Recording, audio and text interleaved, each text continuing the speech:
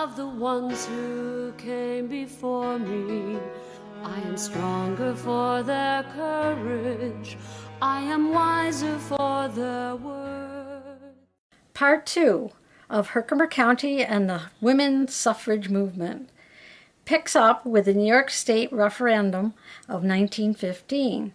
It may have been defeated, but the New York suffragists became even more determined. On June 12, 1916, a Herkimer County suffrage convention was held at the YWCA in Little Falls. And in March of 1917, a suffrage school was held in the Benson Block in Ilion and the Little Falls YWCA, conducted by Eleanor Brins, a New York City lawyer, who was traveling among communities instructing women on the work to be performed to conduct a campaign. Mayor Abram Zoller, twin brother of Zeta Zoller, the head of the local suffrage club, was the main speaker, told of the many ways in which women were of service to the state. On a countrywide scale, Alice Paul, who formed the more militant National Women's Party, led a movement in Washington, D.C.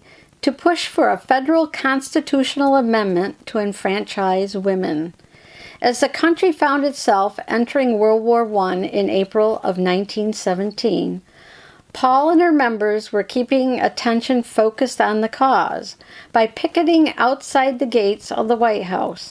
As members were later arrested for obstructing traffic, their methods were looked down on by the more moderate National Women's Suffrage Association.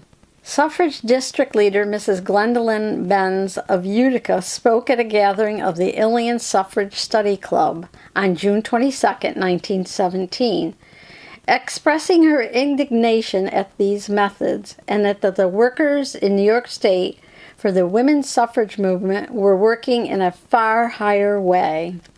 The Ilion Citizen reported that the women's suffrage cause is meeting with a great measure of success in all parts of the world, and after November 6, New York State will have joined the many states wherein women as well as men participate in political affairs.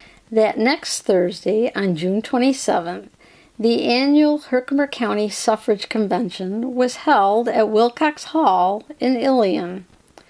Gertrude Foster Brown of New York City, active in campaigning and organizing suffrage parades in that city, was their guest to help inspire them to move ahead to win support for the November vote.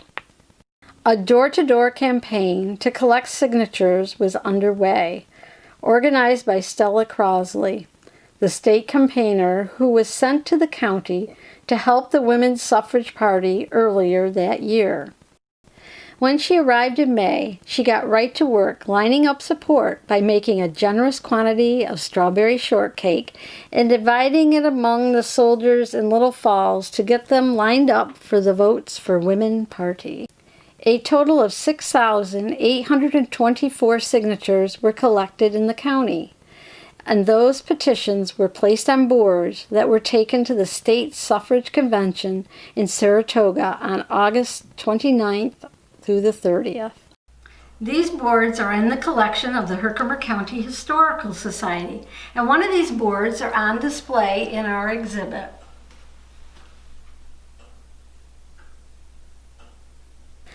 A large automobile procession to the Saratoga Convention, with hundreds of cars as far as 300 miles away, met en route, decorated in American flags and suffrage banners. Auto loads from Ilion, Little Falls, and other parts of the county took part, including local newspaper columnist Raymond Spears in his Studebaker with his family and Stella Crosley in tow. It was called the Victory Conference, with noted speakers including the Governor of New York, Honorable Charles S. Whitman, and Mrs. Carrie Chapman Catt, President of the National Women's Suffrage Party. Our warfare will not be concluded when the women of the United States have the ballot, said Mrs. Catt. It will not be complete until the women of all the civilized world have it.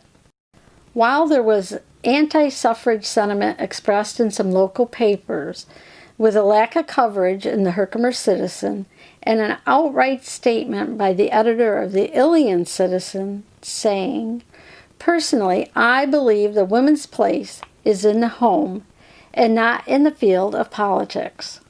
The Little Falls Journal and Courier was more proactive to the movement. They lauded the appearance of Dr. Anna Howard Shaw at the City Theater on October 23rd, saying, "It is a great privilege that the people of the city are given the opportunity to hear her discuss the vital question." Carrie Chapman Catt was working with President Wilson, who endorsed the state in gaining suffrage, publishing this letter written by him in many newspapers throughout the state, including the Herkimer Citizen, sponsored by the New York State Women's Suffrage Party. Finally, with nearly 70 years after women organized to demand their right to vote at the first Women's Rights Convention in Seneca Falls on November 6, 1917, women won the right to vote in New York State. It is interesting to note that if it was up to the Herkimer County voters, it would have failed. It was defeated by a small majority. The communities who did vote in favor of suffrage were Columbia, Fairfield, the city of Little Falls, Ohio, and Salisbury. The Herkimer Citizen did commend the work of Stella Crosley, who waged almost a winning fight, and to Mr. and Mrs. Raymond Spears, who were active throughout the county for the Suff cause. By 1919, 15 states across the country, including New York, already had full suffrage. On May 21, 1919, the House of Representatives passed the 19th Amendment, and 2 weeks later, the Senate followed.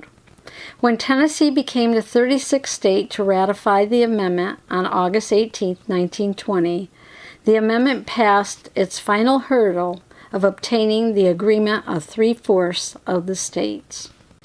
On August 26, 1920, the 19th Amendment was certified by the U.S. Secretary of State Bainbridge Colby, and women finally achieved the long-sought right to vote throughout the United States. There are many local women to thank for their part in this movement, and here are just a few to mention. Zeta Zoller of Little Falls, chairman of the Little Falls Suffrage Party, who organized many meetings and parades. Maud Nagel-Schmidt of Ilion, who met with state politicians and suffrage leaders and became a noted speaker at suffrage meetings throughout the Mohawk Valley. Margaret Ashley Bellinger of Ilion, who served as a secretary for the Ilion and County Political Equality Clubs and helped organize a suffrage school in Syracuse in 1914. And Gwendolyn Talbot Benz, who at one time lived in Poland and Utica, was an active suffrage speaker and founding member of the New York State League of Women Voters. I am able to vote today because of their efforts. We thank them all.